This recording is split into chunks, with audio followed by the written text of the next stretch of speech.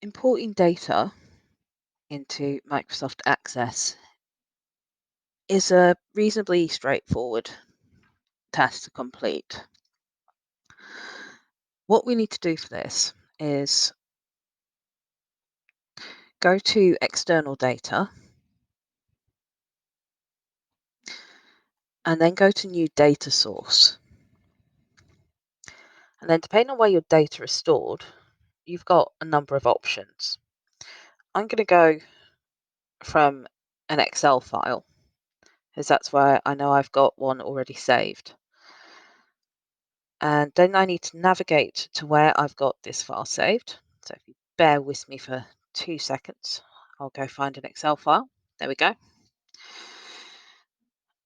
And then when you press on open, it will update the file name. From that point, you've got 3 different options. You can import the data source into a new table in the current database.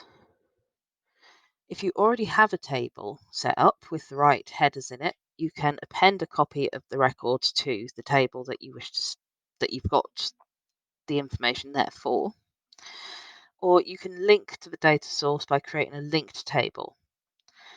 I'm going to go through and show importing data source into a new table in the current database for this. So I've got that selected.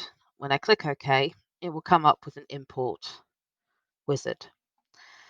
Now I've got in this a first row that has column headings. So I can tick that the first row has column headings. The rest of this information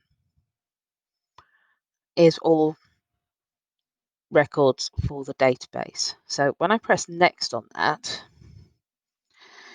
it will now take me to a screen where I can go through and I can set the field names. I can set the data types and I can set whether or not it is an index field or if I want to skip importing a field. So I could, for example, change this one to technician forename. Short text is fine. You've got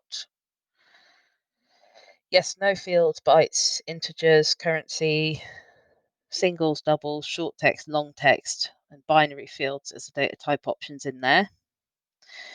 All of these ones will be short text because they're all text fields. And I can go through and I can do, by clicking on the headers, I can do all of the fields and set all of the fields up as I want them to show.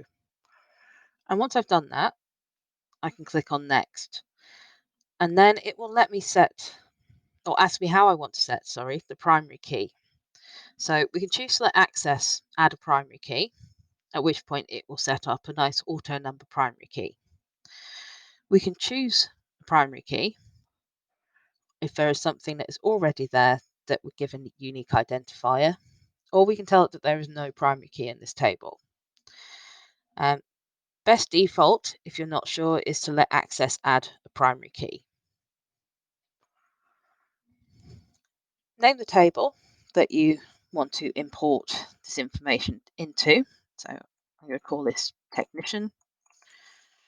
There's no relation to anything else in this database, but I'm going to call it technician anyway. And then I can press finish.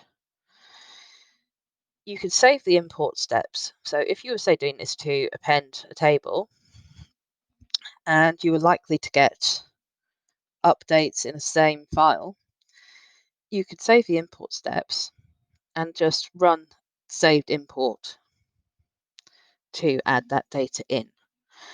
When I press close on that, I completely forgot to do the naming convention. So first thing I'm going to do is rename this. And I'm going to put TBL underscore at the start of it. When I open that, all my information has now been imported from that spreadsheet. And that's pretty much all there is for the moment for importing information and importing data into Microsoft Access.